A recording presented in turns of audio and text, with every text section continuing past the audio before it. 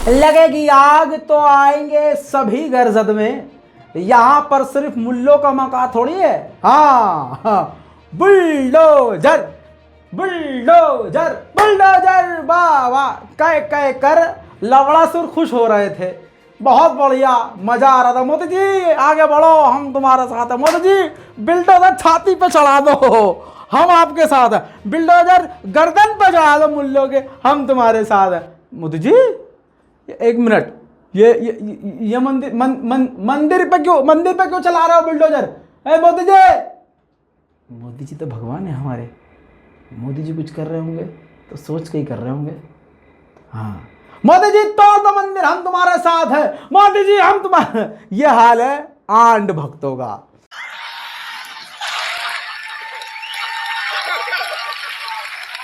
आपको लग रहा होगा कि हम अपने मन से बोल रहे हैं, हम मोदी जी के फैन हैं, लेकिन इतने बड़े फैन नहीं कि उनके तरह हम अपने मन से कोई बात कहने लगे। गुजरात में नवसारी शहर है, उस शहर में मंदिर है हिंदुओं का, काफी पुराना मंदिर और पुरातत्व मंदिर है। जानकारी के लिए बता दूं, भगवान श्री राधा कृष्ण मंदिर है। जी हाँ, कृष्ण जी का मंदिर है और राधा जी का वहां पर मंदिर है। कृष्ण जी को कौन नहीं जानता, उनमें करोड़ों खरबों लोगों की आस्था है। दोस्तों, कृष्ण जी की उस मूर्ति को, उस मंदिर को, गुजरात में मौजूद उस मंदिर को मोदी सरकार ने तोड़वा दिया, लेकिन किसी भी आंध भक्त को किसी भी जगह पे दर्द नहीं हुआ है। सबके सूखे हुए हैं हलक, कोई कुछ बोल नहीं रहा है, क्योंकि खुद सबसे बड़े भगवान मोदी ने ये तोड़वाया है। सलाम नमस्ते सत श्री अकाल, मैं हूं रजा और आप देख रहे हैं रजाग्राफी का नेशनल प्राइम टाइम शो, जिसके अंदर वो खबर मैं आपको बताता हूं जो खबर गोदी मीडिया आपको नहीं दिखाता है। और इसके अंदर इतनी खबरें होती हैं कि एक एक खबर पर 10-10 यूट्यूबर्स ने 20-20 मिनट का वीडियो एक ही खबर पर बनाया होता है। हम 20 से 50 मिनट या 60 मिनट की वीडियो में आपको 100 से ज़्यादा बड़ी बड़ी खबरें देते हैं, और हमेशा वही खबर आपको बताते हैं जो बेहद ज़रूरी होती है। दोस्तों, गुजरात में आपकी स्क्रीन पर यह फुटेज चल रही है, यह गुजरात का मंदिर है। हजारों हिंदू वहाँ मौजूद थे। भगवान राधा कृष्ण के मंदिर पर फिर भी बुलडोजर चलाया गया। अब ज़रा ध्यान से फुटेज को देखेंगे तो माताओं को, और ये देखिए लाठी, लड़के वहां पर जो मंदिर के तोड़ने का विरोध करने के लिए पहुंचे थे, उनके चूतड़ों पे डंडा भाजा गया है। जी हाँ, ऐसे लठ बाजे गए हैं हिंदुओं के कि मैं बता नहीं सकता। तस्वीर में आप खुद देख लीजिए, छाती पकड़कर, पीठ पकड़ के और चूतड़ पकड़ के नाचते हुए नजर आ रहे हैं। इस प्रकार से लाठीबाजी है, जमीन पर बैठकर तड़प रहे थे हिंदू। अब हिंदू खतरे में नहीं है। अब यह तस्वीर देखिए, इसमें महिलाओं को धक्का मार के, जो मंदिर के अंदर खड़ी थी महिलाएं कि मंदिर टूटेगा तो हम साथ मरेंगे, तो वहां पुलिस वालों ने, मेल पुलिस वालों ने भी महिलाओं को टच किया, छुआ, धक्का मार के बाहर निकाला और बाद में मंदिर पर बिल्डोजर चला दिया गया। लेकिन अच्छी बात यह है कि हिंदुत्व खतरे में नहीं आया। बड़ी बात यह कमाल की सामने आई है कि मंदिर टूटने के बाद भी, हिंदुओं के ऊपर हमला करने के बाद भी, हिंदुओं के ऊपर लाठी भाजने के बाद भी किसी भी हिंदू के किसी भी हिस्से में कहीं दर्द नहीं हुआ। जो हिंदू संगठन हमेशा से खतरा महसूस करते हैं, उन किसी भी लपर झंटसों को दर्द नहीं हुआ और खतरा नहीं हुआ। क्यों? क्योंकि यह मंदिर मोदी जी ने तोड़वाया है। अरे राम मंदिर तो बनवा ही रहे हैं, अब उसके बदले देश भर के मंदिर मोदी जी तोड़ दें तो किसी को क्या फर्क पड़ता है। और वैसे भी इसमें मुल्लों का रोल नहीं है। अजी मुल्लों का रोल होता तो पूरे देश में मुसलमानों को ढूंढ ढूंढ के काटना शुरू किया जा चुका होता। यह सरकारी एजेंडा बन चुका होता और चुनाव के प्रचार के लिए बड़ा एजेंडा बन चुका होता। सवाल यह है कि आखिर गुजरात में लाखों करोड़ों हिंदुओं की आस्था पर बुलडोजर क्यों चला? सवाल यह है कि कोई भी लवड़ासुर जो कल तक मोदी जी का भक्त था, आज सवाल क्यों नहीं कर रहा है? सिर्फ गोदी मीडिया की बात नहीं कर रहा हूं, बड़े बड़े यूट्यूबर्स भी गोदी मीडिया यूट्यूबर्स हो चुके हैं जो पापा के एजेंडे को लीपा पोती करके सही साबित करते हैं। वो भी इस मामले में सुअर का लेंडा मुंह में फंसा चुके हैं, बोल नहीं पा रहे हैं कि हाँ मोदी जी आपने ये मंदिर क्यों तोड़ा। कमाल की बात तो यह है कि कोई भी पॉलिटिकल पार्टी भी इस पे नहीं बोल रही है, लेकिन आम आदमी पार्टी के संजय सिंह ने खुलकर बात करी है इस पर और कड़े सवाल खड़े करे हैं, क्योंकि आप जानते हैं गुजरात के लोगों को यह मंदिर तोड़ के डराया गया है कि अगर गुजरात में आम आदमी पार्टी आई तो हम तुम्हारे मंदिर तोड़ देंगे। यह बीजेपी का घटिया घिनौना खेल है। संजय सिंह का यह बयान सुनिए। भगवान राधा कृष्ण जी के मंदिर पर बुलडोजर चलाने की घटना से एक एक गुजराती के मन में गुस्सा है, आक्रोश है।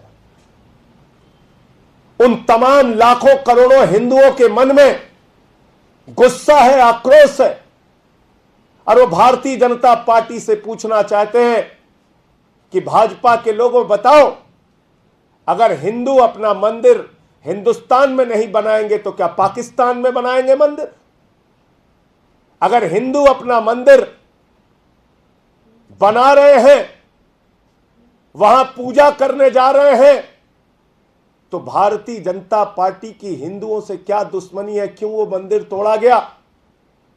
मैं पूछना चाहता हूं भारतीय जनता पार्टी से, आपने किस दुश्मनी का बदला नवसारी के सोसाइटी के और गुजरात के उन लाखों करोड़ों हिंदुओं से लिया?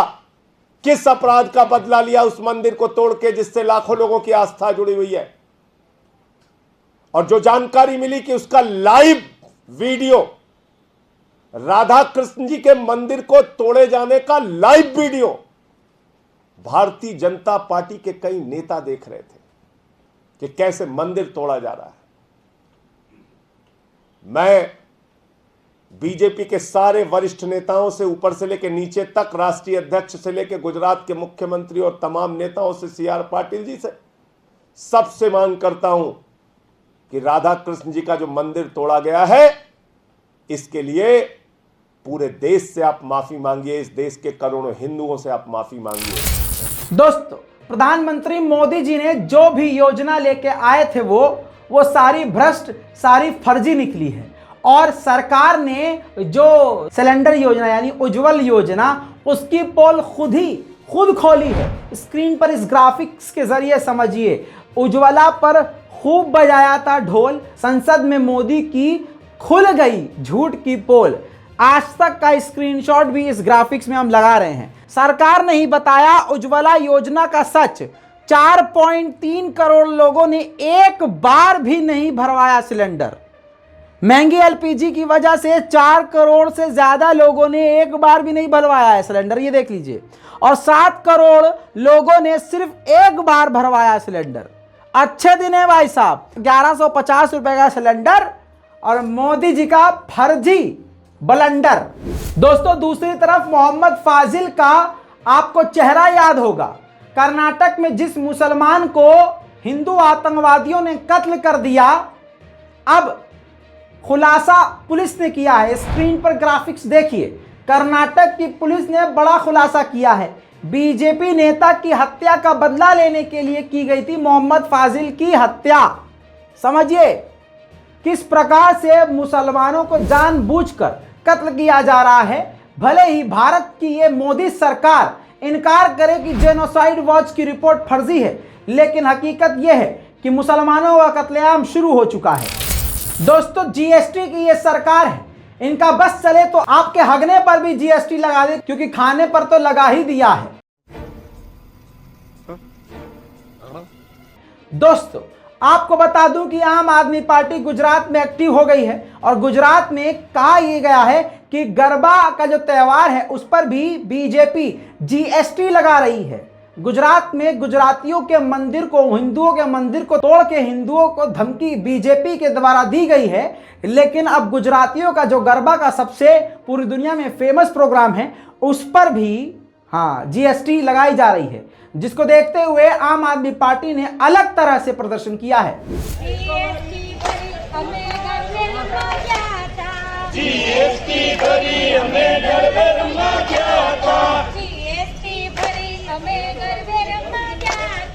GST भरी हमें घर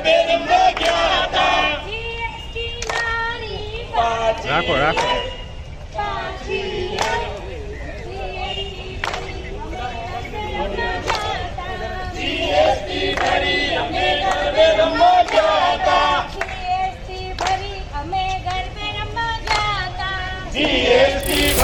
झूठ बोलो, बार बार झूठ बोलो। झूठ बोलो, बार बार झूठ बोलो। हाँ, मोदी जी ने यह बात बोली थी, हर भाजपाई ने इसको दिलो जान से पूरा किया है। आप खुद जानते हैं कि आपके घर में सामान कल कितने का आता था और आज दूध कितने का आ रहा है।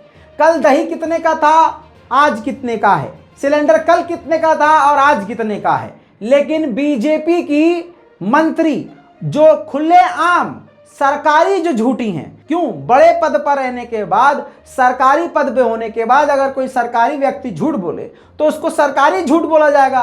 तो सरकारी झूठ बोला जा रहा है। आपकी स्क्रीन पर खुद देखिए, राज्यसभा में निर्मला सीतारमण ने जवाब दिया है कि रुपये में नहीं आई कोई गिरावट, बेहतर प्रदर्शन कर रहा है। मतलब 80 रुपया पार हो चुका है डॉलर, फिर भी सरकारी झूठ बोला जा रहा है सरकार के द्वारा। अब नेशनल झूठा पार्टी घोषित कर देना चाहिए बीजेपी को। दोस्तों, सन कौन सा चल रहा है? 2022। 2022 के लिए भी 56 इंच वाले ने 56,000 करोड़ का झूठ बोला था। इतना भारी झूठ। और मैं ये मानता हूं कि पूरी दुनिया में किसी भी मंत्री और नेता के पास झूठ बोलने की इतनी बड़ी ताकत नहीं है जितना हमारे वाले के पास है। खुल्लम खुल्ला झूठ बोला था। 2022 चल रहा है ना, 2022 के लिए लंबी लंबी कितनी फेंकी थी मोदी जी ने, सुनिए। अगर आपके मुझे आशीर्वाद मिल जाए, मैं ये सपना पूरा कर दूंगा। 2022, देखिए 2022 यानी आज से 3-4 साल के बाद हमारे देश की आजादी के 75 साल होने वाले हैं। गोविंद गुरु जैसे महापुरुषों ने जिन सपनों को देख करके बलिदान दिए थे, उस आजादी के 75 साल हो रहे हैं।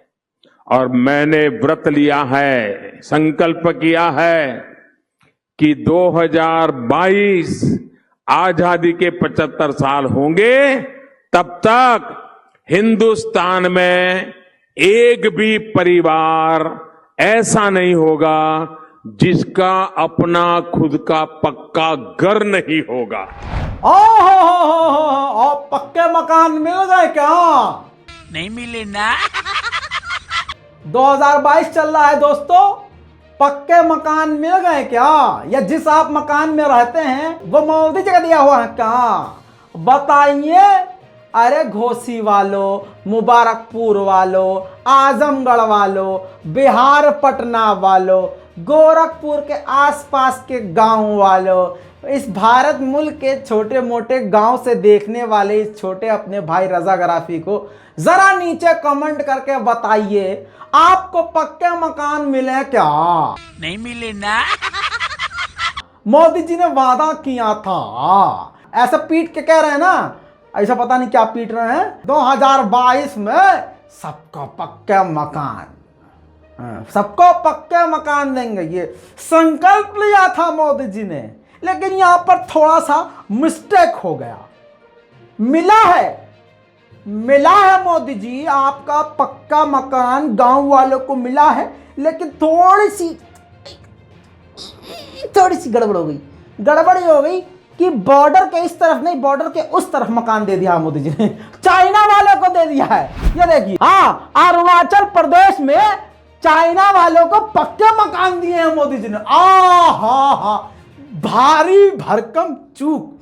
बॉर्डर के इस तरफ भारतीयों को मकान देने के बजाय मोदी जी ने उस तरफ दे दिया मकान। अब हम सोच रहे हैं कि वहीं जाके बस जाए क्या?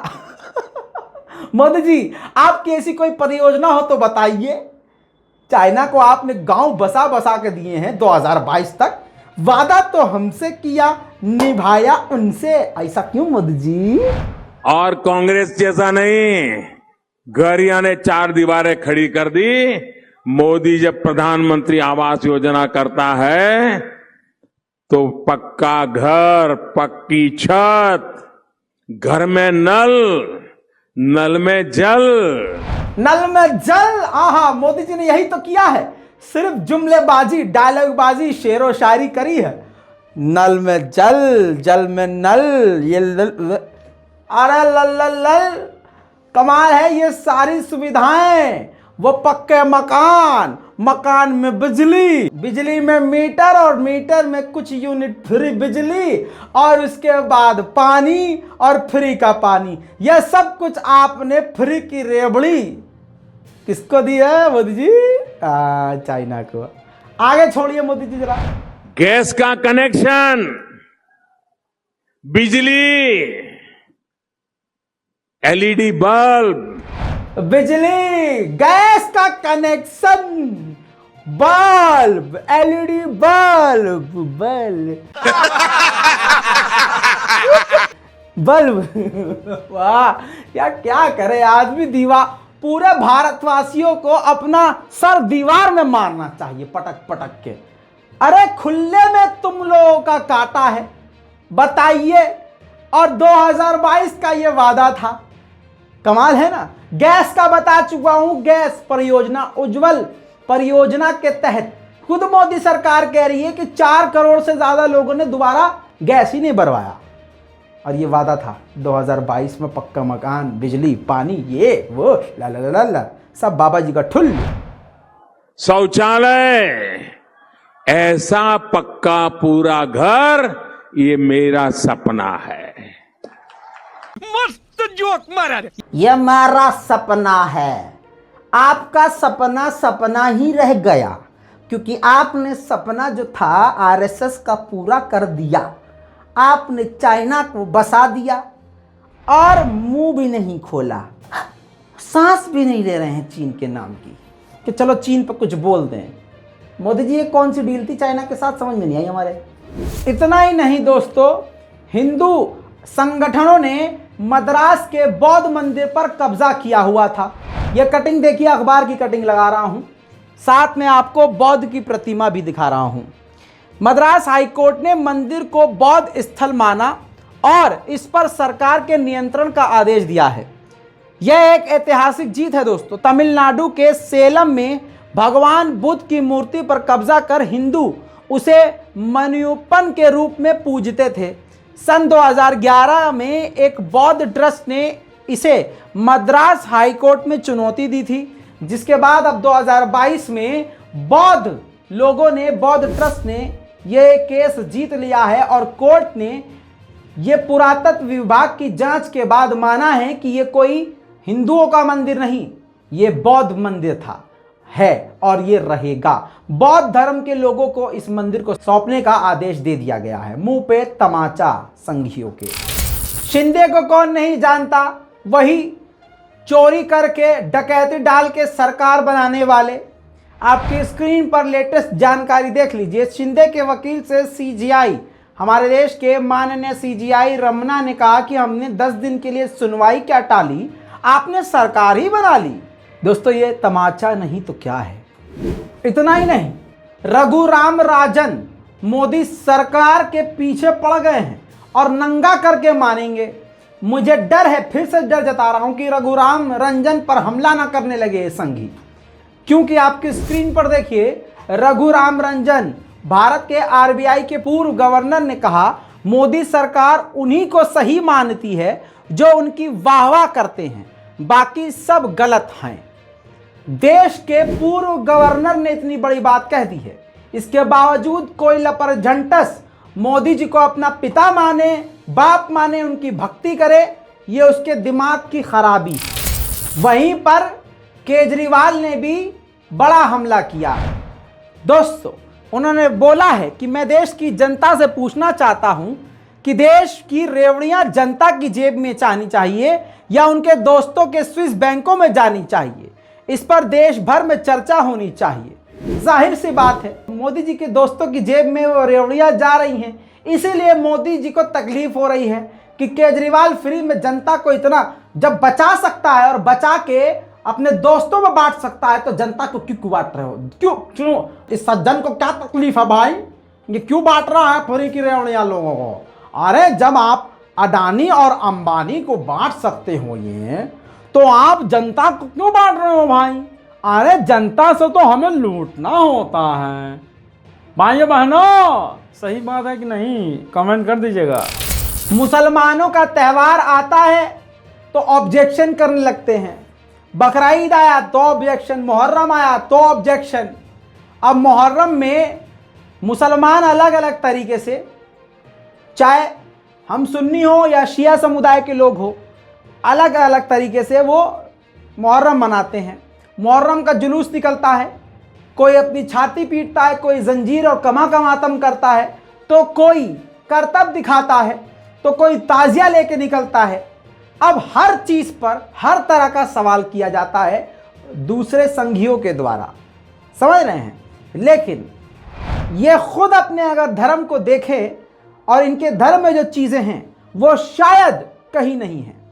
अब दोस्तों, एक तस्वीर सोशल मीडिया पे वायरल हुई है, पहले आपकी स्क्रीन पर दिखा रहा हूं कि सोनिया ने इसको शेयर किया है और लिखा है कि मार्केट में नई माता लॉन्च हुई है, माखन वाली माता।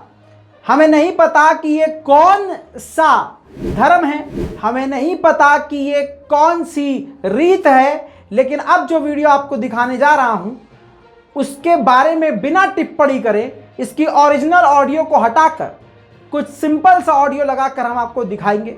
आप एक्सप्रेशन देखिए। कहा जा रहा है कि ये किसी माता का रूप लिया है और ये कोई माता है और ये तमिलनाडु या कर्नाटका का ये वीडियो है, देखिए।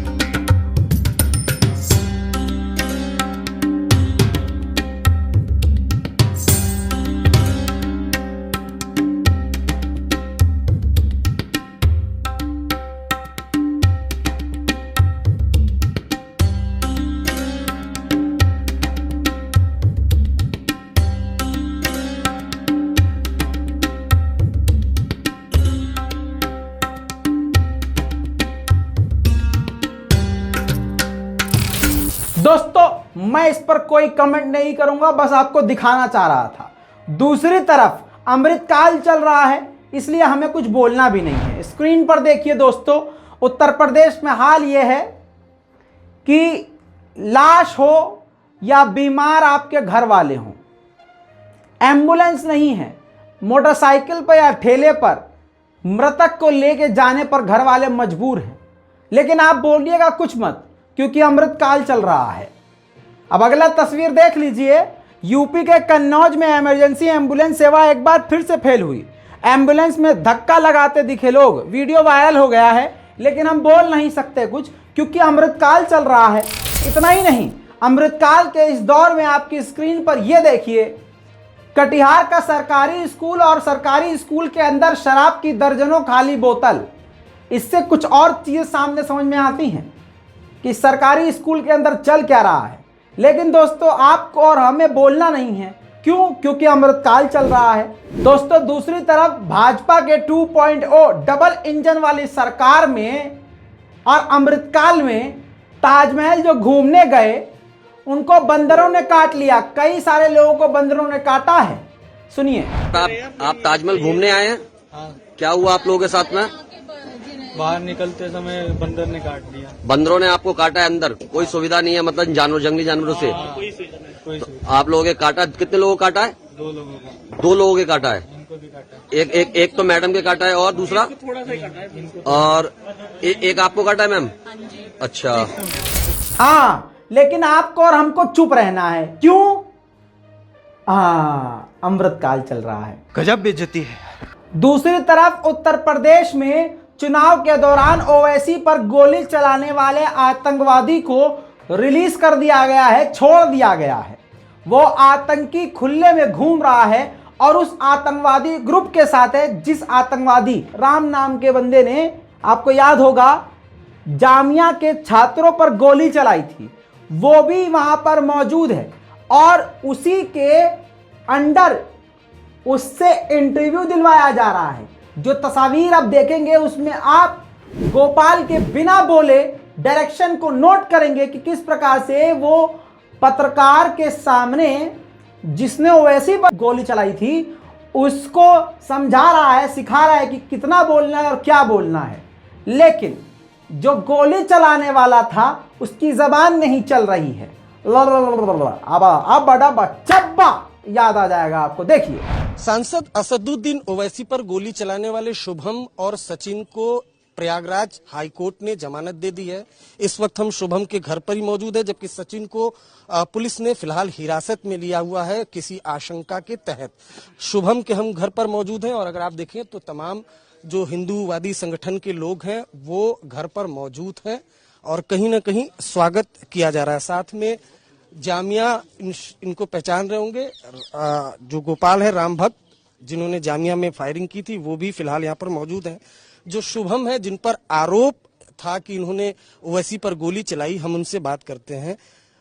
क्या हुआ था उस दिन, किस तरह से पहुंच गए आप, क्या हुआ था? उस दिन इसका जो है प्रोग्राम था एक किठोड़ में, तो इसकी पता लगी हमने किसी हिसाब से, तो किठोड़ गए दोनों, मैं और सचिन दोनों थे।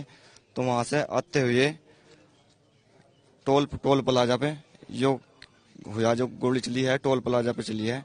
अगर कोई हमारे हिंदू धर्म को ठेस पहुंचाएगा या देवी देवताओं को अपमानित करेगा तो उसकी गेल हम नहीं, पूरा हिंदू समाज लड़ाई लड़ेगा और हर तरीके की लड़ाई लड़ेगा। जिस तरीके की चाहे उस तरीके की लड़ाई लड़ सकते हैं, हर तरीके की लड़ाई लड़ेंगे, अपने धर्म के लिए, अपनी देवी देवताओं के लिए, हर तरीके की लड़ाई लड़ेंगे। जय श्री राम। तो जय हिंदुत्व। तो क्या नाराजगी दिखाने के लिए कोर्ट अदालत ने ये गोली चलाना जरूरी था? जब वैसे एक बात तो बताओ, कोर्ट अदालत है तो गोली चलाने वाली, अबे जल्दी बोल, कल सुबह पनवेल निकलना।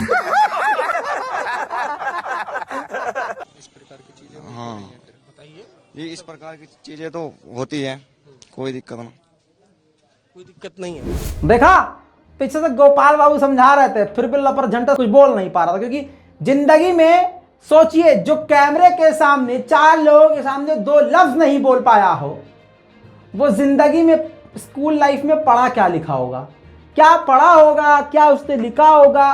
तो समाज के बिल्कुल लपर झंटस बेकार बेरोजगार जो हैं उनके हाथ में दे दिया है भगवान के नाम पे, चलो बंदूक, चलो गोली चलाओ। और जब वो जेल जाते हैं, वापस आते हैं, इनका स्वागत किया जाता है। स्वागत ऐसा कि हो, क्योंकि मुल्लों को मारा था, मुल्लों पर गोली चलाई थी और यही आरएसएस का सबसे बड़ा प्लान है। अब इसके बाद ओवैसी के भाई अकबरुद्दीन ओवैसी ने बड़ा ट्वीट किया।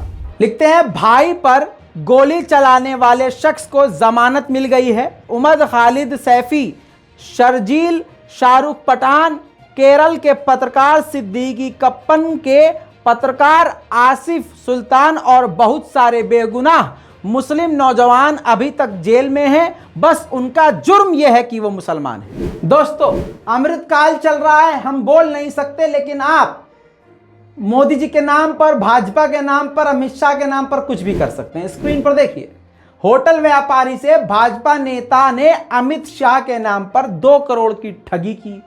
व्यापारी ने पैसे मांगे तो भाजपा नेता बोला 2 करोड़ तो साहब के पास चले गए हैं।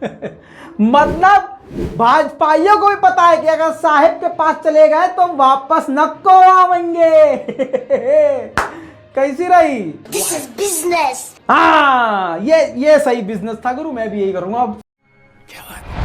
सरकार ने और सरकार के झूठे नेताओं ने संसद में कहा है कि महंगाई है ही नहीं। अब आपकी स्क्रीन पर देख लीजिए, राहुल गांधी ने आंकड़ा शेयर किया है। पेट्रोल 2019 में 73 रुपये था, 2022 में 97 रुपये है। डीजल 66 का था, आज 90 रुपया है। एलपीजी 494 रुपये का था 2019 में और आज 1053 रुपये का है। नमक 18 रुपये का था, आज 24 रुपये का है। अरहर की दाल 90 रुपये की थी, आज 110 रुपये की है। सोयाबीन तेल 92 रुपये का था पहले 2019 में और अब 162 रुपये हो गया है। सरसों का तेल 110 रुपये का था, आज लगभग डबल हो चुका है, 175 रुपये, लगभग 60% बढ़ चुका है। चाय 212 रुपये की पहले थी, आज 282 रुपये की है, यानी 35%, 113%। एलपीजी जो सबसे ज्यादा इस्तेमाल होती है 113%, जिसमें बढ़ोतरी हुई है महंगाई में। लेकिन बेरहम, बेशरम और बगैरत लोग संसद में खड़े होकर कह रहे हैं महंगाई तो है ही नहीं। इसी के साथ आपको बता दूं कि फरमानी नाज जो एक गांव की रहने वाली हैं, मुस्लिम हैं और गायिका हैं, बहुत अच्छा उनका गला है, बहुत अच्छे तरीके से गाती, बहुत प्यारी उनकी आवाज़ है। अभी तक उनको कामयाबी नहीं मिल रही थी, लेकिन उन्होंने एक गाना गा दिया, हर हर शंभू। आपने सुना होगा, मैं कॉपीराइट के चलते नहीं सुना सकता हूं, लेकिन उनके गाने का ये थंबनेल है। जी हाँ, तो सोशल मीडिया पर भगवा लोगों ने इनको सपोर्ट करना शुरू कर दिया कि अरे कि हर हर शंभू मुसलमान मुल्ली गा रही है। तो और हुआ भी है कि हमारी कौम ने फौरन मुल्ला ने और मुल्लों ने तुरंत जो है फतवा जारी कर दिया कि ये हराम है, ये गलत है, ये वो है। तो माहौल को देखे बिना फायदा उस फतवे ने सरकार को दे दिया। सरकार ने पूरा भरपूर फायदा उठाया। एबीपी ने इनको चैनल पर बुलाया और बहुत कुछ शुरू हो गया जो हमेशा से होता है। इसके बाद फरमानी नाज के नाम से एक अकाउंट बनता है, जिस अकाउंट पर सरकार के समर्थन में और हिंदुत्व के समर्थन में पोस्ट होना शुरू हो जाती है। 7,000 से ज्यादा उनके फॉलोवर हो जाते हैं। अब इस ग्राफिक्स में देखिए, फरमानी नाज लिखती हैं कि अलगवादियों की गोद में बैठे केजरीवाल को कश्मीरी नरसंहार झूठा ही तो लगेगा। लेकिन आपको बता दूं कि गवर्नमेंट के सपोर्ट में, मोदी जी के सपोर्ट में फरमानी नाज ने काफ़ी सारे ट्वीट किए। लोगों में हैरत हो गई, परेशान हो गए लोग, मुस्लिम समुदाय के लोग कि अरे ये फरमानी नाज को हुआ क्या। दूसरी तरफ फरमानी नाज लगातार मोदी जी के सपोर्ट में, केजरीवाल के विरोध में दनादन ट्वीट करती हुई नजर आई। उसके बाद जब पड़ताल की गई तो आपकी स्क्रीन पर लगा रहा हूं, पहले जो है फरमानी नाज ने एक ट्वीट किया। ये ट्वीट आपको यहां पर रोक के दिखा रहा हूं, ये देखिए दोस्तों। फरमानी नाज ने ट्वीट किया, मेरे पूर्वज पहले हिंदू थे इसलिए मैंने हर हर शंभू भजन गाया, जल्द ही हिंदू धर्म में शामिल हो जाऊंगी। यह सबसे बड़ी ब्रेकिंग न्यूज हो गई। लेकिन दोस्तों जब पड़ताल की गई तो इसी अकाउंट से पहले दूसरे नाम से कुछ ट्वीट किए गए थे। ये देखिए, रोहित शर्मा ने नितिन शुक्ला को जवाब दिया। अब जब हमने नितिन शुक्ला के अकाउंट पर क्लिक किया, पूरी स्क्रीन रिकॉर्डिंग है, आप देखिए, जब हम नितिन शुक्ला के अकाउंट पर क्लिक करेंगे तो क्या होगा।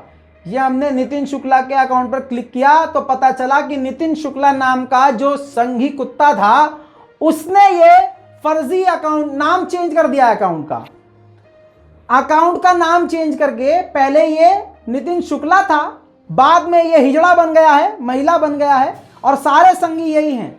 नाम बदल दिया है, फरमानी नाज कर दिया है, और इसने ही फरमानी नाज करके ट्वीट किया कि मैं फरमानी नाज, मैं शंभू की बड़ी फैन हूं, मैं अपना धर्म जल्दी चेंज करूंगी। अब मैं इससे ये बात कहना चाहता हूं, तुम्हारे पूर्वज पहले हिंदू थे इसलिए तुमने भजन गाया और जल्द हिंदू धर्म में शामिल हो जाओगी, ये अच्छी बात है। मगर नितिन शुक्ला से शुक्लाइन बनते तो चल भी जाता, लेकिन शुक्ला से फरमानी नाज बन गए और बताया भी नहीं। अब ये तुम्हारे मिश्रित पूर्वज कौन है?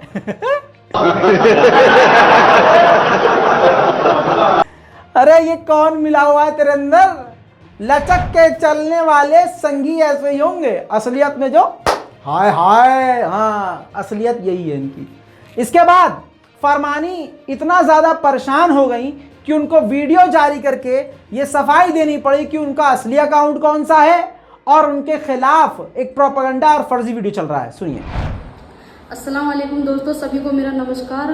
और मैं एक बात कहने आई हूँ आप सभी से कि मेरे नाम से किसी ने फेक आईडी बना के ट्विटर पे उसमें लिखा है कि मैं हिंदू धर्म अपना रही हूँ और मेरे पूर्व जन्म में हिंदू धर्म की पूजा करते थे। तो ऐसा कुछ भी नहीं है। और मैं सभी से यही रिक्वेस्ट करती हूँ कि ऐसे लोगों को रिपोर्ट कीजिए और उनसे कहिए, उनसे सवाल कीजिए कि किसी के बारे में भी बिना सोचे समझे ऐसा कुछ नहीं लिखना चाहिए। और बहुत लोग हैं जो मेरी फेक आईडी बना बना के ऐसे इस तरह के गलत कमेंट्स कर रहे हैं, तो उनको ऐसा बिल्कुल नहीं करना चाहिए। और मेरी खुद की जो ट्विटर आईडी है वो है फरमाइनाज 786 और उस पर आप जाके देखना, उस पर ऐसा कुछ भी नहीं है किसी भी उसको लेके। जो मैं जिस धर्म में हूँ मैं खुश हूँ, सभी अपने अपने धर्म में खुश हैं। तो किसी के बारे में भी इतनी बड़ी बात बिल्कुल नहीं कहनी चाहिए बिना सोचे समझे।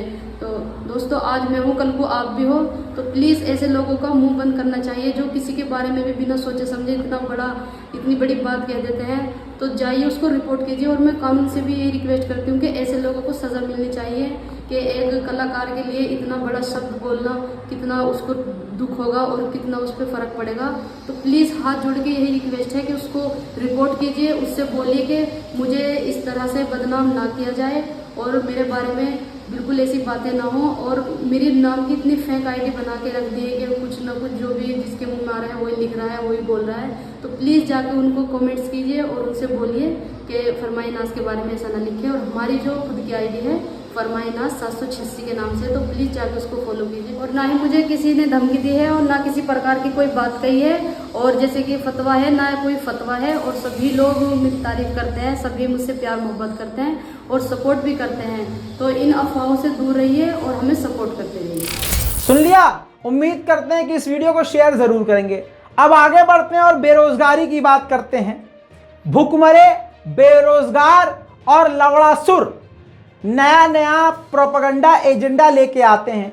क्योंकि देखिए संघियों के पास डिग्री न डिप्लोमा कुछ है ही नहीं, एजुकेशन के नाम पर कुछ नहीं है। तो रोजगार उनके लिए क्या है? 200 रुपया 300 रुपया दिहाड़ी में अलग अलग जगह प्रदर्शन करके सरकार के एजेंडे को आगे बढ़ाना और उनकी नाकामयाबियों को छुपाना। आपकी स्क्रीन पर देख लीजिए, लखनऊ के अखिल भारतीय हिंदू महासभा ने मोदी से मांग ये करी है कि देश में हिंदू कैलेंडर लागू हो, हिंदुओं को मंगलवार की छुट्टी मिले, गुरुकुल खुलने चाहिए, संस्कृत शिक्षकों की भर्ती हो। सुनिए। कहना है कि हमको मंगल पे छुट्टी दी जाए मंगलवार को, क्योंकि तमाम ऑफिसेज जो इतवार को बंद रहते हैं तो मंगल को उनके पेरेंट्स जा जाके बैंक के काम है, बिजली विभाग के काम है, तमाम जो विभागों के काम है वो कर सके।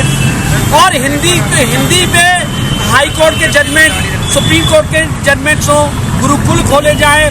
इसके अलावा हमारी जो मांगे हिंदू कैलेंडर लागू किया जाए जिससे हिंदू तिथियों को हमारे हिंदू बच्चे जाने। तो इस प्रकार से 5 सूत्री जो हमारी मांगे हैं उनको लेकर के हम, और हाँ, संस्कृत टीचरों की भर्ती की जाए जिससे हमारे बच्चे अपने ग्रंथों को पढ़ सके, क्योंकि हमारे जो ग्रंथ है अवधि में है, ये संस्कृत में है। तो जब वो सब्जेक्ट वहाँ पढ़ाए नहीं जाएंगे, उस पर जोर नहीं दिया जाएगा, तो धर्म को जानेंगे नहीं, तो लोग बरगलाएंगे, उनको धर्म के पद से भटकेंगे बच्चे हमारे। दोस्तों सुना आपने? अब मेरा सवाल यह है कि मंगलवार को छुट्टी क्यों है? अबे सोमवार को शिव जी नाराज हो गए तो, और बुधवार को बप्पा गणपति नाराज हो गए फिर, और थर्सडे को साईं बाबा नाराज हो जाएंगे फिर क्या करोगे? और फ्राइडे को माता रानी, अरे दादा फ्राइडे को माता रानी नाराज हो जाएंगी फिर, उनसे प्रेम नहीं है क्या तुम्हें? और सबसे बड़ी बात, शनिवार को अगर शनिदेव नाराज हो जाएं तो फिर क्या करोगे भाई साहब? हैं? शनिवार, कहने का मतलब यह है उस हिसाब से तो सोमवार से लेकर शनिवार तक छुट्टी घोषित करिए मोदी जी, और सिर्फ संडे को काम होगा बस।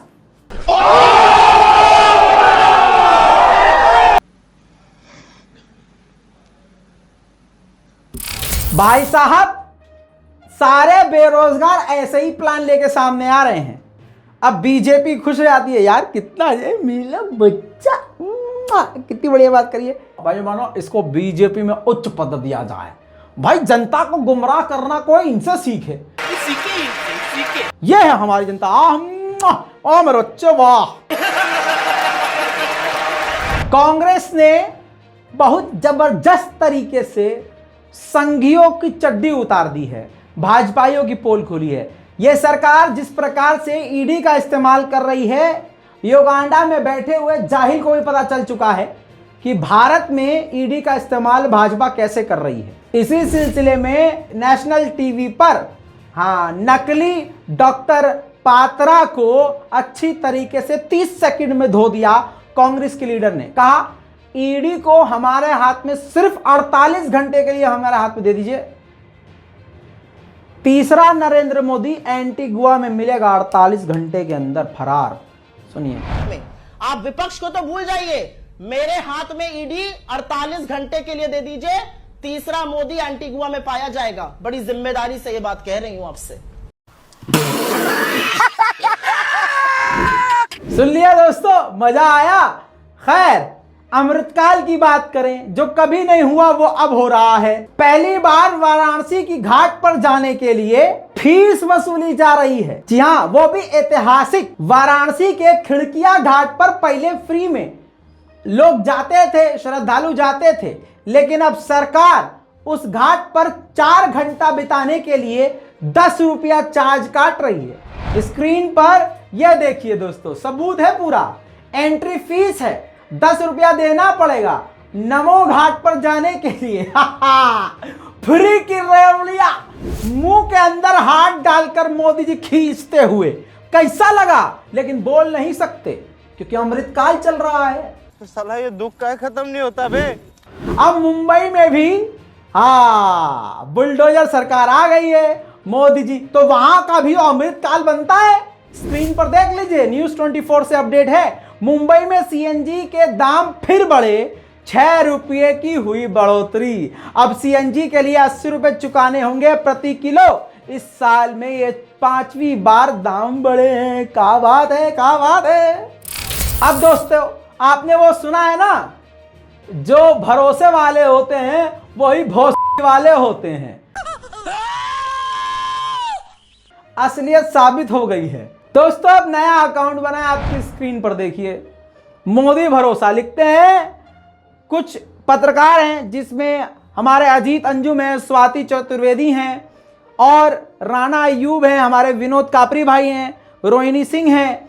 कुछ वो चेहरे लगाए हैं ग्राफिक्स में जो हमेशा सरकार के ऊपर बिल्कुल तथ्य से, सरकार की ही जबान से, सरकार के ही आंकड़ों से उनको नंगा कर देते हैं। मतलब समझ रहे हैं ना, क्रोनोलॉजी समझिए। तो इसने लिखा है, द यूजुअल बंच ऑफ पीसीओडो national brigade once again let their hate for PM Narendra Modi and BJP government overpower their love for the country. If you get time for ranting against India, think of changing your profile picture. मतलब हर घर तिरंगा ये जबरदस्ती चिपकाने के लिए लोगों पर कि हर घर तिरंगा हम लगाएंगे, हर घर तिरंगा हम लगाएंगे। मतलब जिन्होंने कल तक आरएसएस के नागपुर के हेडक्वार्टर पर तिरंगा नहीं लगाया, उस सब के सब आज अपनी देशभक्ति साबित करने के लिए तिरंगा लगा रहे हैं। जबकि आरएसएस ने कुछ वक्त पहले कहा था कि राष्ट्रीय ध्वज भगवा के अलावा कोई और नहीं है। ये ट्वीट देख लिया। अब असलियत मैं आपको बताता हूं। ये देखिए, सबकी प्रोफाइल देख लीजिए। ये जितने भी हैं, मोहन भागवत, इसके अलावा सुरेश सोनी, देत्रा होसाबले, इसके अलावा जितने आपको ये 9 प्रोफाइल दिख रहे हैं, किसी के अकाउंट पर आपको तिरंगा नहीं नजर आएगा। इसके अलावा मेन ये देखिए, खुद पीएमओ इंडिया, खुद असलियत यही है संघियों का घटिया, गंदा और घिनौना चेहरा। पीएमओ ने खुद अपने न प्रोफाइल पर न अपने बैनर पर तिरंगा झंडा लगाया है ही नहीं। तिरंगा झंडा, हाँ, हमारे इस वीडियो के बाद जरा आप चेक जरूर कीजिएगा कि लगा लिया है कि नहीं, क्योंकि हमें मालूम है मोदी जी तक तो पहुंचती है हमारी वीडियो। खैर, देश के जो गद्दार हैं वो तिरंगे में अपना मुंह छुपा रहे हैं। आज देशभक्ति साबित करने के लिए तिरंगा लगाने की किसी को जरूरत नहीं है, और तिरंगा संघियों से बहुत ऊपर है, मोदी से बहुत ऊपर है। अपनी देशभक्ति साबित करने के लिए मोदी के कहने पर, भाजपा के कहने पर किसी को तिरंगा फहराने की जरूरत नहीं है। जिसने खुद 52 सालों तक तिरंगा नहीं फहराया, अभी तक उसकी प्रोफाइल पर तिरंगा नहीं है, वो हमको ज्ञान पेल रहे हैं कि तिरंगा लगाओ। ये देख लो, आरएसएस का जो ऑफिशियल पेज है उस पर तिरंगा झंडा आज भी नहीं है। वो बात अलग है कि हमारी इस वीडियो के बाद कुछ कार्रवाई करें, कुछ वो झंडा पंडा लगाने की कोशिश करें, हैं? सच्चा अपना घटिया घिनौना चेहरा छुपाने के लिए। इतना ही नहीं, अब गोदी मीडिया के सबसे बड़े मोदी मीडिया के पत्रकार, ये देखिए, इन तीनों में से पद्म जोशी, अंजना ओम मोदी, माफ कीजिएगा, माफ करना, गुस्से में इधर उधर निकल जाता हूँ, अंजना ओम कश्यप, शिव अरूर, श्वेता सिंह, सुधीर लवड़ा, सुधीश चौधरी और ये सुदेश गोबरवाणे, ये कहीं से इन्होंने अभी तक तिरंगा नहीं लगाया। और वो देवेंद्र फडणवीस की पत्नी अमृता फडणवीस, उन्होंने भी नहीं लगाया है अभी तक तिरंगा। अंधभक्त कहते हैं पाकिस्तान में तिरंगा लहराएंगे, लहराओ, अच्छी बात है, लेकिन अपने बाप के दफ्तर के ऑफिस पर तिरंगा क्यों नहीं लहरा रहे हो? आरएसएस के ऑफिशियल अकाउंट पर अभी तक तिरंगा नहीं है, लवड़ा सुरो, नजर नहीं आ रहा है, या आंख में गोबर फंस गया है। दोस्तों, आगे बढ़ते हैं। आपको देश का झंडा दिखा के पूरा देश बेच दिया जा रहा है, समझ रहे हैं? देशभक्ति देशभक्ति बता बता कर आपको कि हम तो देशभक्त हैं जी, लेकिन पीछे से सारा माल बेच देंगे। सीआईएसएफ, भारत की रीढ़ की हड्डी, सीआईएसएफ हमारी फोर्सेस, उसको भी अब खत्म किया जा रहा है। सीआईएसएफ का इस्तेमाल जनता के खिलाफ किया जाता है इस बीजेपी के द्वारा। इन्हीं जवानों को भारत के किसानों के खिलाफ खड़ा किया गया। इन्हीं जवानों से डंडे युवाओं और बेरोजगार युवाओं और छात्रों पर चलवाए जाते हैं। इन्हीं सीआईएसएफ के जवानों का इस्तेमाल करते हुए भारतीय जनता पार्टी अपने विपक्ष के लोगों पर हमलावर होती है। आज उसी सीआईएसएफ की इतनी ईमानदारी देखने के बावजूद सीआईएसएफ को खत्म करने की तैयारी हो रही है, और सीआईएसएफ की जगह भाड़े के टट्टू अपने दोस्त अदानी अंबानी की प्राइवेट फोर्सेस लाने की तैयारी हो रही है। और ये बात खुद गृह मंत्री अमित शाह जी ने खुद वीडियो में बोली है। वीडियो सोशल मीडिया पर आग की तरफ फैलने वाला है, क्योंकि रजाग्राफी इस पर अब बोल रहा है। सुनिए। और मैं मानता हूं सीआईएसएफ के काम का ये हिस्सा है कि औद्योगिक सुरक्षा में लगी सभी एजेंसियां सीआईएसएफ जितनी ही दक्षता से काम करें और हमारे देश के औद्योगिक उत्पादन के क्षेत्र को शांति प्रदान करें। क्या हम ऐसा कर सकते हैं? एक हाइब्रिड मॉडल खड़ा कर सकते हैं जिसमें इसकी रणनीति तो सीआईएसएफ बनाएगी, परंतु प्राइवेट सुरक्षा एजेंसियां और सीआईएफएस दोनों हाइब्रिड मोड पर सुरक्षा का एक पूरा खाका तैयार करके सुरक्षा प्रदान करेगी, और धीरे धीरे धीरे उसमें से सीआईएफएस निकलती जाए और प्राइवेट सुरक्षा एजेंसियों को हैंडओवर करती जाए। सुना? देश के गद्दार फिर कौन है जो हमारी सेना को कमजोर कर रहे हैं? चाइना भारत के 50 किलोमीटर दूर रॉकेट मिसाइल तैनात कर चुका है। ऐसे में अपनी आर्मी को मजबूत करने के बजाय आर्मी को प्राइवेट हाथों में दिया जा रहा है, अदानी अंबानी के हाथों में दिया जा रहा है। देश की सबसे मजबूत बटालियन सीआईएसएफ को कमजोर किया जा रहा है। उनका खात्मा करके उनकी जगह प्राइवेट चौकीदारों को, प्राइवेट नौकरों को घुसाया जा रहा है। भाड़े के टट्टुओं को डाला जाएगा, जिन्हें कभी भी रखा जाएगा, कभी भी निकाला जाएगा, और जो सरकार के अंडर नहीं, अदानी और अंबानी के कंट्रोल में हो। इसके बावजूद अगर आज तुम सो रहे हो तो देश के गद्दार तुम हो। दोस्तों, आज तक के लिए, अभी तक के लिए नेशनल प्राइम टाइम में इतना ही, क्योंकि मेरी 5 मिनट की बात कोई अंधभक्त सह नहीं सकता। यहां 50 मिनट तक धोया है सबूत के साथ। जगह जगह भारत में अंधभक्त रोया है हमारे इन सबूत के साथ। नाम याद रखिएगा, रजाग्राफी सिर्फ नाम है काफी। मैं हूं रजा, गोदी मीडिया की सजा। चैनल को कीजिए सब्सक्राइब, ऐसे ही आएगा मजा। जय हिंद।